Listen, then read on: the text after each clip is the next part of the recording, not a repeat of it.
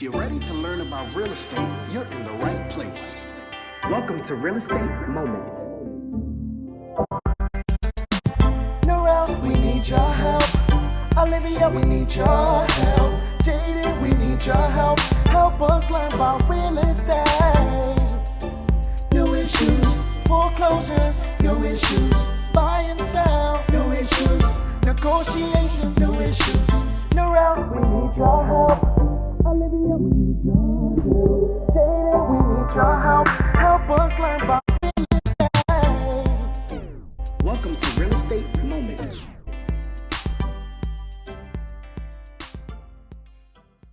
I went to sleep one night, woke up with no white people around. Serious? I ain't seen a moving truck yet. People, my name is Narrel Howard and this is Real Estate Moments, my podcast that looks at various events that occurred in New York City and how it affected and continues to affect the real estate market. So a good friend and I decided to take a podcast production class that was given by a library in the East New York section of Brooklyn. It's crazy. One assignment was for us to go out and test out the recording devices that we were kind of learning. So we just went on the street to interview random people. Naturally, because I'm in real estate, my questions were going to focus on the real estate market and gentrification and a whole host of other issues with real estate. But when I began to ask questions, I realized that while gentrification was a hot topic, what happened before gentrification is even a hotter topic. I mean, way before gentrification. A time when blacks started moving into white neighborhoods. In a matter of fact, listen for yourself. First day, I'll just tell you one little story. So can I put it on camera? Go ahead, put it on. Right. Yeah, go ahead. Mike, I'll tell you one let me thing. tell you this stuff. All right, brother. So you've been in East New York since the 1960s. Since 1960, we moved out here in 1960 from down by the Brooklyn Navy Yard. What's your name? Just your Gerard first name. Harrington. All right, Gerard. So tell me about it. Coming from down there I grew up in an Italian neighborhood down by the Navy Yard. I ate with the Italian people. We were all living in the same area. Everybody was friends. It was cool. My mother moved us out here, and I never was exposed to prejudice. Yeah. So it was shocking. It was like, whoa, why they hate me like that? But then I went to this school for 1 year, and then they started the integration, and they started busing us from out of this school to schools further up that way by Jamaica Avenue. Yeah. First day, the bus came, picked us up right there on the corner, and took us to the school up there. The buses pulled up in front of the school. There was white people and mobs all around the school and around the buses. So did you hear what he just said? He said there were mobs waiting, surrounding the buses. Wow. So the cops held them back and let us get off and go inside the school. They promised us that they were going to be there when we got out of school that day. We got out at 3 o'clock and there wasn't nobody out there, no police or nothing, no school buses. Think about that. They were promised that cops would be waiting for them to escort them home after school, but they come outside the school and there are no cops inside. They gave us these temporary cards to run to the J train, take the J train back. To run to the J train. Well, that's what you had to do because they were beating you up all the way back to the train. So were they waiting for you when you came out of school? Right in front of the school. So how did you escape that? Like, how did you... Running, scars. This got a scar of mine. Yes. That gave them a flattened beer can. Wow. So, I mean, I tell you, it was really rough trying to go to school. I kept asking my mother, why you keep sending me there? She said, listen, some people got hung so you can get to where you are now. Wow. His moms told him that there were people that got hung just for you to get where you are today. And where he was at that time was a place of fear, a place of violence. But yet still, it was a turning point. Wow. She said, don't you think that you can endure too and make it? I said, well, Mom, I'm a little kid. She said, don't worry about it. God will take care of you. And you know how to take care of yourself. So many days we stayed in a little pack. Yeah. Because a lot of times they gave us the train passes and they didn't work. We get to the train and transit said they're not honoring that. So now we had to walk all the way down Atlantic Avenue from like 108th and run all the way down Atlantic because they were chasing us. One day we coming out of school, about 6 of us, they started chasing us. We run down Atlantic Avenue. One boy swung at my brother, my twin brother. He had an axe. Just missed his head. We run all the way down and there's a tire place, Whitey's on Atlantic Avenue. I know it, yeah. They let us come inside. And the guy told them that if they come through this door, that he was going to call the cops or shoot one of them. Was the guy a Caucasian man? Or No, was he? white. He was a white guy. White, Yeah. yeah. And he saved us that day. So everyone who knows me knows that I feel this way, that there's good and bad in everything, whether it's race, religion, whatever. So here's one example. So there was good and bad then. There was. Oh, it was really, that was bad.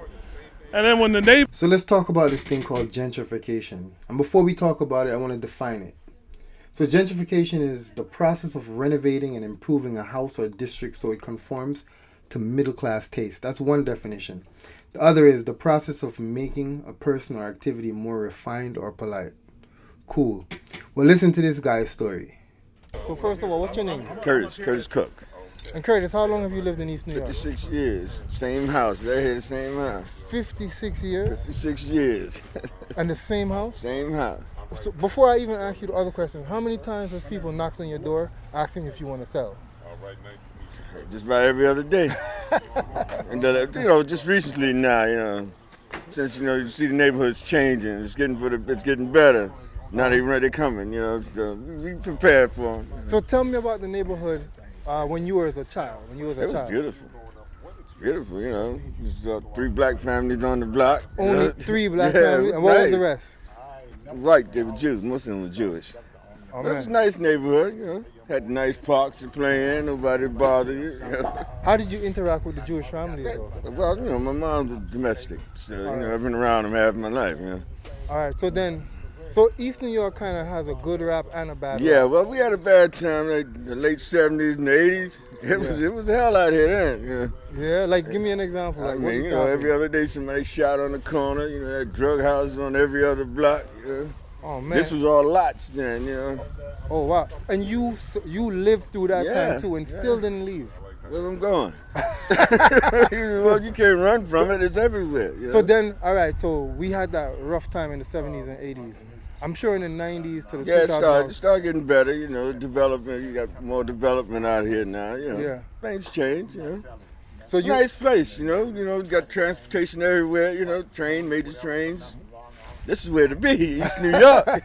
So yeah, I was watching something recently, and it said that they're investing billions of dollars. Yeah, you can see it coming, and they think that it's gonna change, but it might change for the best, All right, but you still ain't going nowhere. I'm going nowhere. I own this house from the day we came on the block. Where I'm going. Oh wow! So do you raise your family, your own family here? 4 generations up in here. So now you're gonna leave it to your children. Yeah. And then, all right. So that's beautiful. Yeah, man. That's the difference now. The first run when we came, the whites started running. We didn't come here renting the place. We came to buy. Yeah. That's why we couldn't understand. Like I said, I went to sleep one night, woke up with no white people around here. Serious? I ain't seen a moving truck yet. I hope you heard the statement he just made. He went to sleep, he woke up, then everyone was gone. Moving truck, but all the houses was empty. Were you friends with any of these Yeah, people? all of them. And nobody told you they were leaving? I was on the block like 6, 7 years before you could see the difference. One day you come out and that family's gone. Next day that family's gone. Before you know it, there's 3 families on the block. All 3 of us black. So that's what they call white flight, right? Yeah. They took off and that's when the neighborhood started going down. Oh wow. Because everybody ran, there was a bank right around the corner. When the whites left, it closed. There was a bank on Blake and Van Sickner. When they left, the bank closed. So the money left with the flight.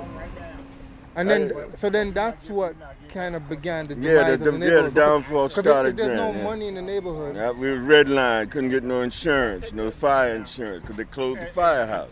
Oh wow. So, but now they're bringing back the firehouse, they're bringing back the banks. And they bring back the white people. So I just want to stop here and make one unequivocal statement. We're not trying to capitalize on racial biases towards or against any race. We're simply stating events and facts that consequently affects neighborhoods and housing. This is a circle, man. It was theirs, then it was ours. Now it's coming back around again. It's all right. Oh, man. I'll be here when they get here, and I'll be here when they're gone. Hey, man, it's truly a pleasure talking to you, man, all right? All right. All right, I'm Narrel, by the way. So you get the point, and I'm going to stop everything right here, but I just want to end by saying this. The issue today is that for a long time, schools and neighborhoods were still segregated. One observation I made is that when individuals migrate to this melting pot called New York City, they usually gravitate to individuals like themselves. I mean, that's just human nature. Thus, you have Jamaican neighborhoods, Haitian neighborhoods, Italian neighborhoods, Jewish neighborhoods, Russian neighborhoods, and so forth. This is kind of, in my opinion, natural or voluntary segregation. The problem arises, though, when there's a systematic form of segregation where systems or groups of people deliberately put up roadblocks to prevent certain groups or classes from entering a neighborhood. Banks and other financial institutions have done it. Some real estate professionals have done it. One thing I could say for sure is that now we live in a very peculiar time. Neighborhoods are now becoming mixed, not because of anything government did, but due to economics. The question is, where do we go from here? Please don't be upset at me that I ended this episode with a question, but what I want to say is let's just wait and see how things shake out. Have a blessed day.